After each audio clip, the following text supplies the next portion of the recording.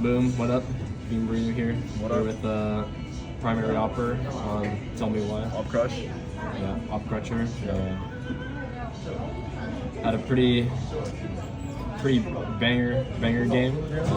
You kind of struggled for the first map and a half, I'd say, but you came alive at the brink of defeat and performed pretty well for the rest of the series.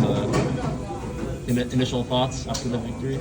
I mean, it's still a bit surreal, that we won that series. I'm not gonna lie, like the second map, like the comeback was okay, but like the third map, when we were down 15-11, something on T side, I was like, okay, we fucking lost.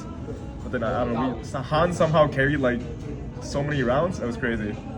But yeah, I didn't really do anything. Like I was like choking the third map. Like I was missing like so many easy op shots, but Nick and Han just won like, I don't know, how many 2v4s did he win? Like quite a lot. A lot. Yeah. And then yeah, kind of just carried us that series. Yeah, no. Besides that, nothing really, crazy. You saw some double op action, especially on Ancient. Yeah. Is that a sign of things to come, or more of a desperation thing since you guys were about to lose the game? I think it's a sign of things to come. Like honestly, that first game against Tarl, like in that situation, I probably would have bought like M4 armor, and we probably would have lost that series. So yeah, I'm sticking to my op only, not buying any other gun from now on. Yeah, that's what I'm doing. Do you think you needed some time on like map 1 to build up your confidence with the op? A little bit. Not gonna lie, we were kind of getting farmed on map 1. Consolo was farming me, like he pushed mid and killed me with a P90 like 3 times. Not gonna lie, it was hard. Yeah, Console performed pretty well. I would say, kind of like the opposite for you. Like he performed like the first like map and a half. You came alive after that. Were you? What was your team's reaction to that? Like during the game? I don't know. If any. Our comms were pretty like silent the whole time because we were like losing by like 7 rounds most of the time. So we're just like trying to focus, take it 1 round at a time. Our comms are pretty good. I'm not gonna lie. I was tweaking a little bit map 2 before OT, but no, Han was just there to keep me calm even if I choked. So.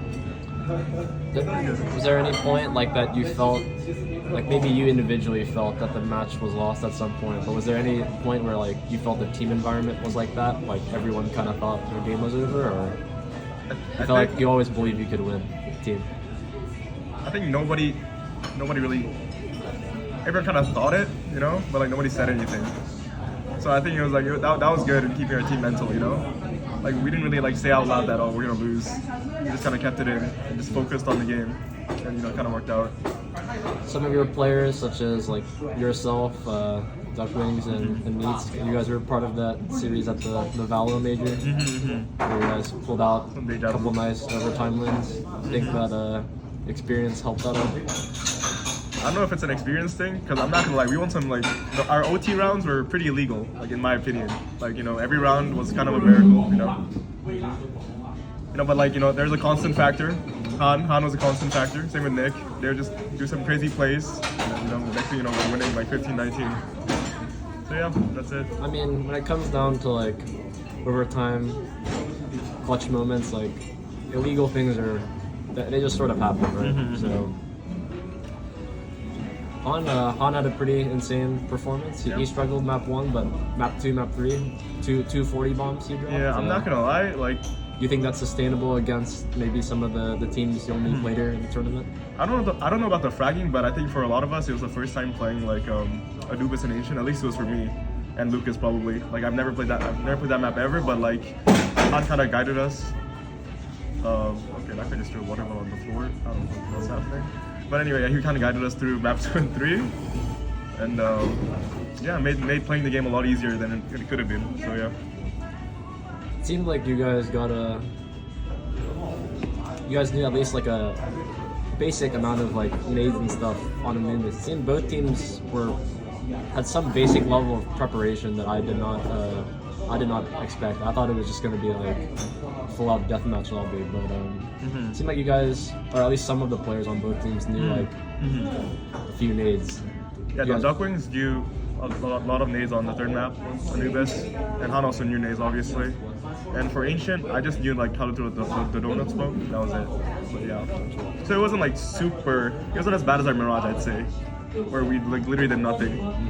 There was some structure. Yeah. So what's the next step for preparation for you guys I ahead of think the lower final? I think this series helped us learn a lot. You know, we could potentially play some of these maps in the future again. You know, like initially I don't think we had ever considered playing Anubis or Ancient, but maybe in the like upcoming series we could potentially play those maps again. I don't know.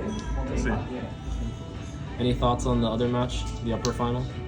That one's gonna be interesting. I heard from Big Bear that chip season and Don't we had a life game. I don't know if that's gonna happen again, but they have some really good fraggers in Tylenol, Rick, and obviously yourself. So I think it could be a very close game. So I don't really know what's gonna happen. Yeah, we'll see. Gotcha. Any closing thoughts? Anything about the tournament in general? I don't know. I don't know how we won, but we're here now, so we'll see what happens.